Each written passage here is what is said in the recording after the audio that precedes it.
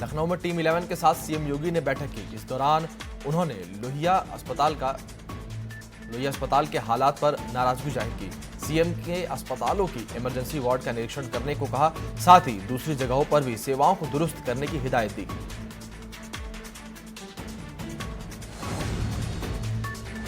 Lockdown के बीच CM योगी action में हैं। लोक भवन जाने के दौरान सीएम योगी अचानक राम मनोहर लोहिया अस्पताल का औचक निरीक्षण किया। सीएम ने इमरजेंसी वार्ड का जायजा लिया। मंत्री सुरेश खन्ना, एसीएस अवनीश अवस्थी भी साथ में थे। जायजा लेने के दौरान सीएम ने वहां मौजूद लोगों से बातचीत भी की। सीएम योगी की श्रमिकों, कामगारों को रोजगार देने की मुहिम रंग लाई है। रोजगार देने के लिए आगे औद्योगिक समूह और उद्यमी आगे आए हैं। उद्यमियों ने 5 लाख श्रमिक और कामगार मांगे हैं। बैठक में सीएम योगी रोजगार का खाका तैयार किया। देश में कोरोना का केस 1,50,000 के पार पहुंच गया है। अब तक 4167 लोगों की मौत हो चुकी है। वहीं 60,490 मरीज इलाज के बाद ठीक हुए हैं।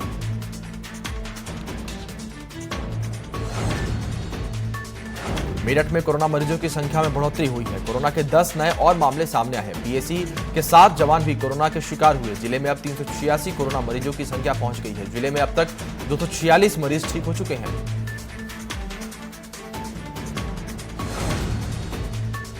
मुरादाबाद में भी कोरोना मरीजों की संख्या बढ़ी है। 5 नए मामले सामने आए हैं। 4 महिलाएं और 1 पुरुष में कोरोना की पुष्टि हुई है। 5 मरीज हॉटस्पॉट के रहने वाले हैं। अब जिले में कोरोना मरीजों की संख्या 188 पहुंच गई है।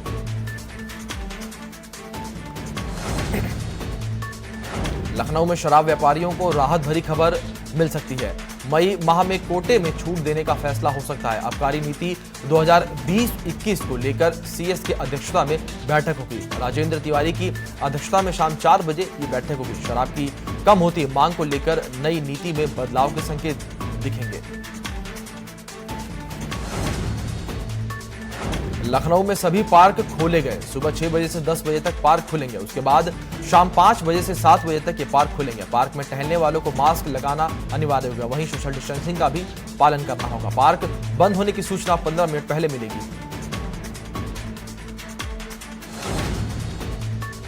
सुबह दिल्ली गाजियाबाद बॉर्डर पर लंबा जाम लग गया। सुबह 9 बजे से शाम 6 बजे तक बॉर्डर सील किए गए हैं। वहीं सिर्फ जरूरी सेवाओं से जुड़े लोगों को एंट्री मिल रही है। गाजियाबाद बॉर्डर की निगरानी के लिए 24 मजिस्ट्रेट की तैनाती की गई है। कोरोना के बढ़ते केस की वजह से बॉर्डर सील के आदेश हैं।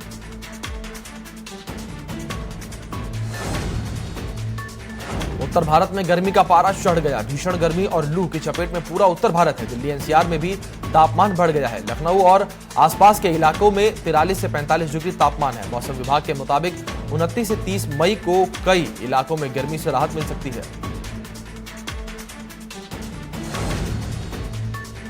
बस्ती जिले के कैली अस्पताल में बड़ी लापरवाही देखने को मिली है। वहां भर्ती संत कबीर नगर जिले के एक युवक को जीते जी मृतक बताकर किसी अन्य के शव को दाह संस्कार के लिए उसके घर भेज दिया गया।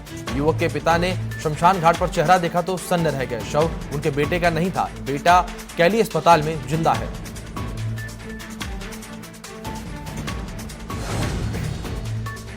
नोएडा में नवजात के इलाज के हॉस्पिटल के दर पिता भटकता रहा, लेकिन बच्चे को इलाज नहीं मिल सका, जिसके चलते उसकी मौत हो गई। मृतक बच्चे को पिता ग्रेटर नोएडा से बाइक पर लाया था। पीड़ित ने निजी अस्पताल पर लापरवाही का आरोप लगाया। फिलहाल सीएमओ ने अस्पताल के खिलाफ जांच के आदेश दिए हैं।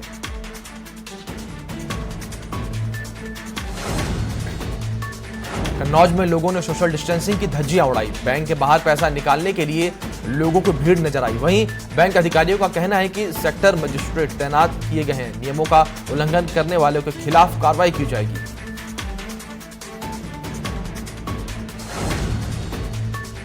फर्रुखाबाद में बालू का अवैध खनन रुकने का नाम नहीं ले रहा है। पुलिस ने छापेमारी कर अवैध खनन से भरे बालू के 2 ट्रैक्टरों को पकड़ा। वहीं ड्राइवर मौके से भागने में कामयाब रहा। खनन अधिकारी ने दोनों ट्रैक्टरों को सीज कर दिया है।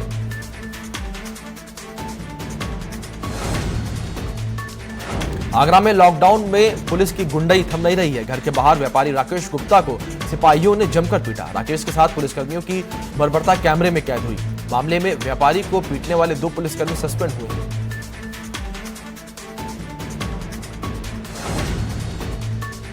शामली में भीड़ ने पुलिस टीम पर हमला किया। बताया जा रहा है कि गौ तस्करों को पुलिस की टीम पकड़ने गई थी। हमले में 3 पुलिसकर्मी घायल हो गए हैं। गाड़ियों पर भी तोड़फोड़ की गई है। फिलहाल पुलिस ने 45 लोगों के खिलाफ नामजद 90 अज्ञात लोगों के खिलाफ केस दर्ज किया। पूरा मामला गांव टपराना का है। वाराणसी में श्रमिक स्पेशल ट्रेन में 2 मजदूरों की मौत हो गई। दोनों मजदूर संदिग्ध हालत में मृत मिले। ट्रेन मुंबई से चलकर मड़वाडी पहुंची थी।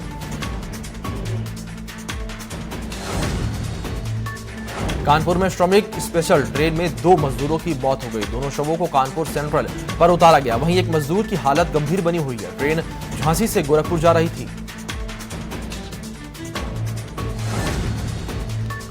सहारनपुर में श्रमिक ट्रेन में मजदूर की संदिग्ध हालत में मौत हो गई। बताया जा रहा है कि तबीयत खराब होने के बाद मौत हुई है। शव को सहारनपुर रेलवे स्टेशन पर उतारा गया। ट्रेन लुधियाना से अमेठी की तरफ जा रही थी।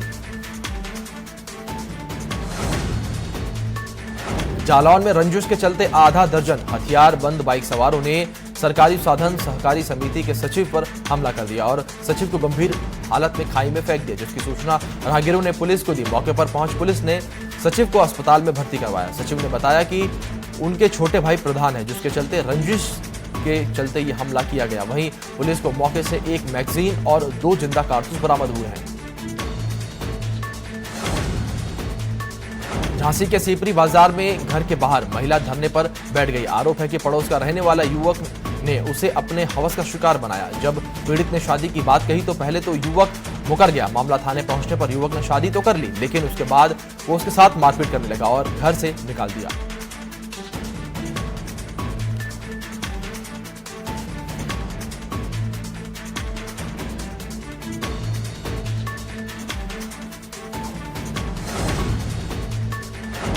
इटावा में ट्रक और बोलेरो की जोरदार भिड़ंत हुई। हादसे में मां और 2 बेटों की मौत हो गई।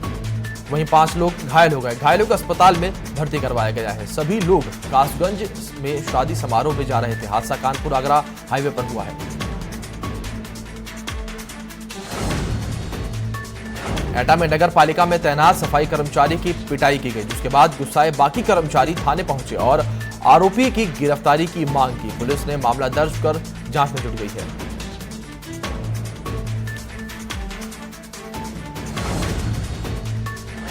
ग्रेटर नोएडा में पुलिस और गौ तस्करों के बीच मुठभेड़ हुई। इस दौरान एक तस्कर घायल हो गया। वहीं बाकी तस्कर भागने में कामयाब रहे। तस्करों पर 25-25 हजार रुपए का इनाम था।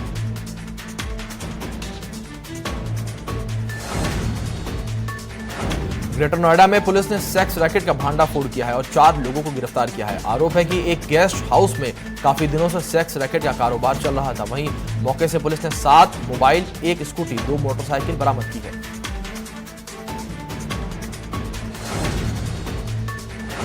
आगरा में ट्रैफिक कर्मी व शव रेलवे लाइन पर मिलने से सनसनी फैल गई, जिसकी सूचना पुलिस को दी गई। मौके पर पहुंची पुलिस ने शव की शिनाख्त की। वहीं आशंका जताई जा रही है कि ट्रैफिक पुलिस कर्मी अशोक कुमार ने आत्महत्या की है।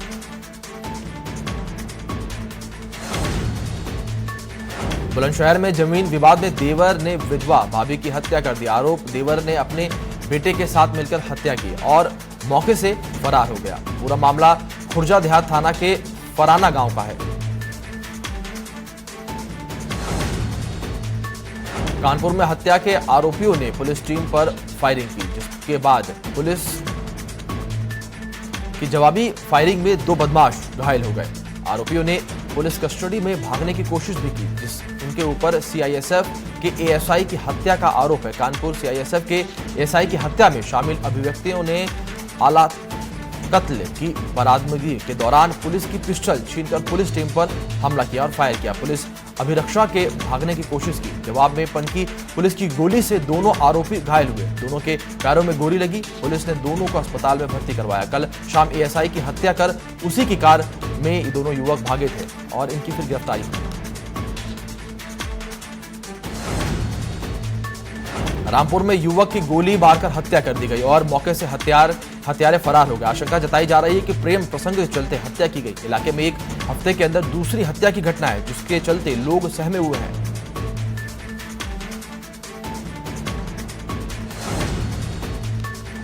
लखनऊ में भाई ने भाई को गोली मार दी, जिसके चलते वो गंभीर रूप से घायल हो गया। घायल शख्स को अस्पताल में भर्ती करवाया गया। आरोप है कि प्रॉपर्टी विवाद के चलते फायरिंग की गई। फिलहाल पुलिस ने आरोपी को गिरफ्तार कर लिया है।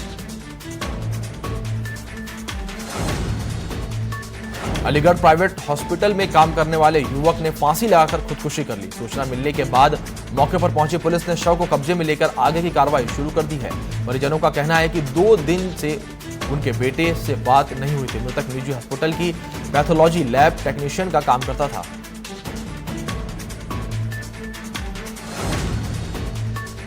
मेरठ के जेल चुंगी चौराहे पर बाइक और बोलेरो की टक्कर हो गई, लेकिन इस दौरान बाइक सवार दंपत्ति बाल बाल बच गए। आरोप है कि कार ड्राइवर नशे में था, इसलिए हादसा हुआ। फिलहाल पुलिस ने कार ड्राइवर को हिरासत में ले लिया है।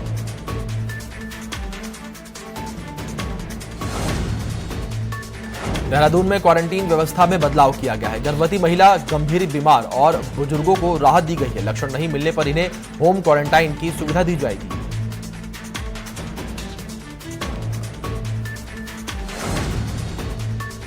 ग्रेटर नोएडा में घटिया निर्माण की वजह से छत से कंक्रीट का हिस्सा गिरा, जिसके चलते बच्चे को मामूली चोट आई है। वहीं बिल्डर के खिलाफ रेसिडेंट्स ने गुस्सा जाहिर किया।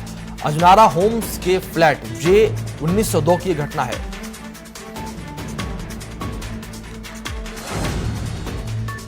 उत्तराखंड के मुख्यमंत्री त्रिवेंद्र सिंह रावत का बड़ा ऐलान। संक्रमण से बचते हुए इलाज करने वाले अस्पतालों को 50 लाख रुपए दिए जाएंगे। उत्तराखंड सरकार 50 लाख की प्रोत्साहन राशि देगी। सरकार की तरफ से प्रवासियों को क्वारंटीन में रखने की व्यवस्था की गई है, लेकिन कई जगहों से अव्यवस्थाओं की शिकायत भी मिल रही है। वहीं कांग्रेस प्रदेश अध्यक्ष प्रीतम सिंह ने साफ कहा कि सरकार कोरोना से लड़ाई में फेल हो गई है। साथ ही उन्होंने कहा कि एक बच्ची ने सरकारी की अव्यवस्थाओं के कारण अपनी जान गंवा दी, उसका जिम्मेदार कौन है? कांग्रेस जहां क्वारंटीन की अव्यवस्थाओं पर सवाल खड़े कर रही है, वहीं सरकार ने साफ कहा कि क्वारंटीन के तमाम व्यवस्थाओं को दुरुस्त करने के लिए जिलाधिकारियों को कड़े निर्देश दे दिए गए हैं। सरकार के शहरी विकास मंत्री मदन कौशिक ने साफ कहा कि कहीं पर भी ये शिकायत आएगी तो अधिकारी इसके जिम्मेदार होंगे। हमारी कोशिश है कि जो प्रवासी आ रहे हैं उनको अच्छी व्यवस्था प्रदेश में मिले।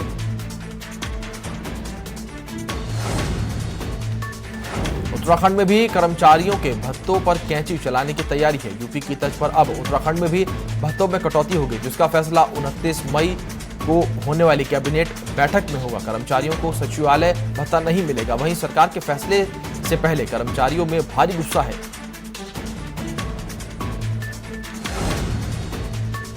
देहरादून में मानसून आने से पहले शासन सतर्क है। सभी जिलाधिकारियों को एडवाइजरी जारी की गई है। ओलावृष्टि, बाढ़, भूस्खलन और नदियों का जलस्तर बढ़ने पर सतर्क रहने के निर्देश दिए गए हैं।